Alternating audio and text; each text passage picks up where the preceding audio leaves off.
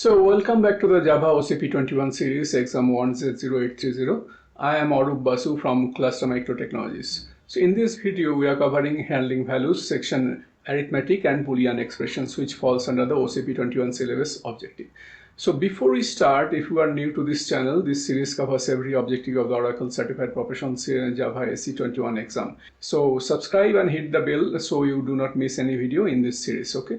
So also our OCA 8 practice platform is live at javalearn.clustermicro.com with over 1600 questions if you want to test yourself on the fundamentals. And our OCP 21 practice platform is also coming soon. Link in the description when it will be live. Okay. So we are coming to arithmetic and Boolean expressions, operator, precedence and arithmetic. So what is why precedence matters, right? So operator precedence is one set of rules that Java uses to decide which part of an expression to evaluate first when there are multiple operators in the same line. If you do not know these rules, you will misread code and get the wrong answer. Okay, and Oracle knows this, which is why they write exam questions that deliberately mix operators to see if you know the order.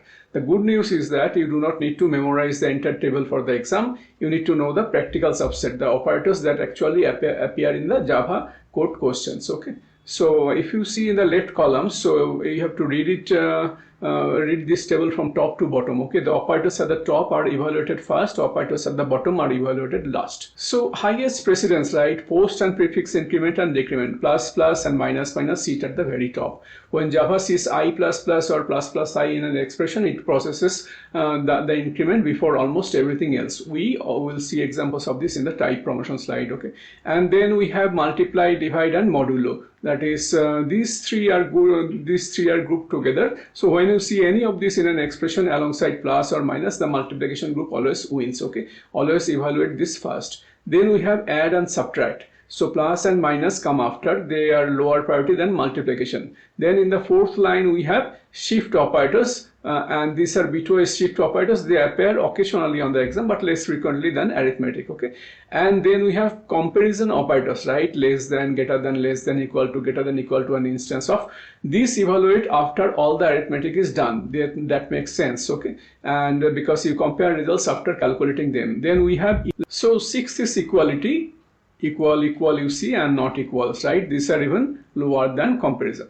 Okay, so A greater than B equal to C greater than D would evaluate both comparisons first and then compare their Boolean results. Okay, then seventh is bitwise operators and XOR and OR in that order. Note that AND is higher than OR and with XOR in between. And eighth is logical and OR. These are the short circuit logical operators. They sit near the bottom below almost everything else. And ninth is ternary operator, the conditional operator, evaluated very late. And lowest is assignment operator. Okay, equal to, then plus, equal to, the minus, equal to. So, and all the these are called compound assignment operators. They sit at the absolute bottom. Okay, so if we go to the code block, right, so we see on the right side we see int r1 is equal to 10 plus 5 into 2. So most people read this from left to right, but that's not right. So we don't read this 10 plus 5 is equal to 15 times 2 is equal to 30. That's wrong. So Java does not read left to right when defined precedence levels are involved. It follows the precedence table that we have given on the left side. So multiplication is higher priority than addition. So Java evaluates 5 into 2 first. That gives 10. Then it evaluates 10 plus 10. That gives 20. So R1 is equal to 20, not 30. Then we have int R2 is equal to within bracket 10 plus 5 into 2. So again parenthesis comes first. So we add 10 and 5 becomes 15, and then multiplied by 2 it becomes 30. Okay. Then we have R3 is equal to 10 modulo 3 plus 1. So modulo is the same is in the same precedence group as multiplication and division. It is higher priority than addition, right? So Java evaluates 10 modulo 3 first. What is 10 modulo 3? Modulo gives you the remainder after division. 3 goes into 10 3 times, so that is 9, and with the remainder of 1. So 10 modulo 3 is equal to 1. Then 1 plus 1 is equal to 2, right? So R3 is equal to 2.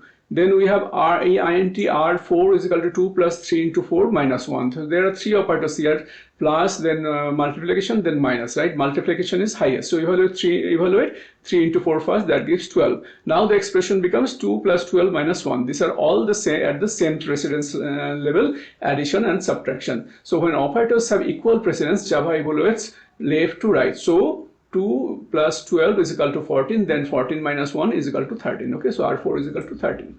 And then integer division, right? So we have int R5 is equal to 7 divided by 2. So both 7 and 2 are integer literals. So when you divide two integers in Java, the result is also an integer. So Java does not round. It does not give you a decimal. It simply throws away everything after the decimal point. So this is called truncation towards 0. So 7 divided by 2 is 3.5 mathematically. Java truncates to 3. The 0.5 is gone permanently. Okay, so R5 is equal to 3.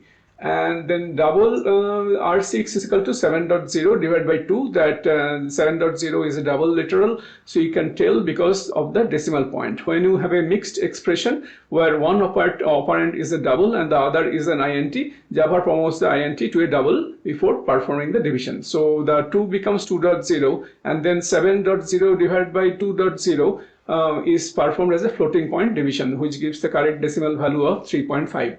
R6 is equal to 3.5. Okay, so the rule is even if even one operand in an arithmetic expression is a double, the entire expression is evaluated as a double, right? You can also achieve this by writing within bracket double, that is casting this, and 7 divided by 2 and explicit cast, then it promotes the 7 to a double. Okay, so this is a very common exam questions. This will give you something like int result 7 divided by 2, ask what is the output is. The answer is 3, not 3.5.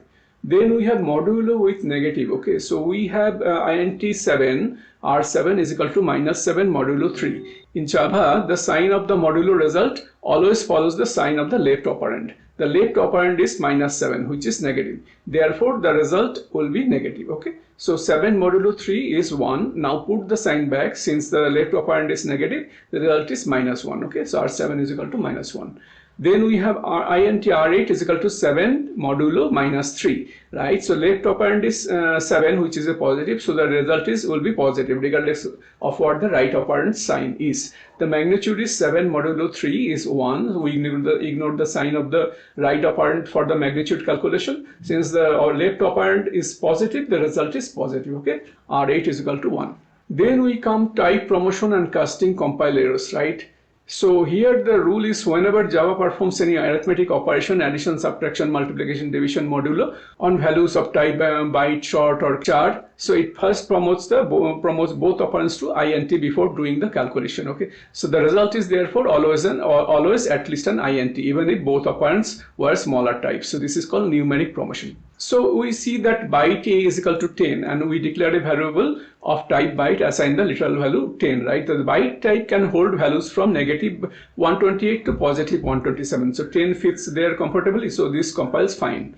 Then we have byte b is equal to 20, right? Same thing, 20 is within the byte range, fine. Then we have int c is equal to a plus b. Here is where the promotion rule kicks in, right? So we are adding a plus b, both are bytes. Before Java adds them, it promotes both of them to int. So it is actually performing an int plus int behind the scenes. Okay, so result is an int. So we are storing that int result into variable c, so which is declared as an int. So everything matches, this compiles and runs perfectly. Okay, c holds the value of 30. Then we have byte d is equal to a plus b. Now we are adding a plus b 2 bytes, as we just established that addition produces an int result, right? So we are trying to store that int result into a variable declared as byte.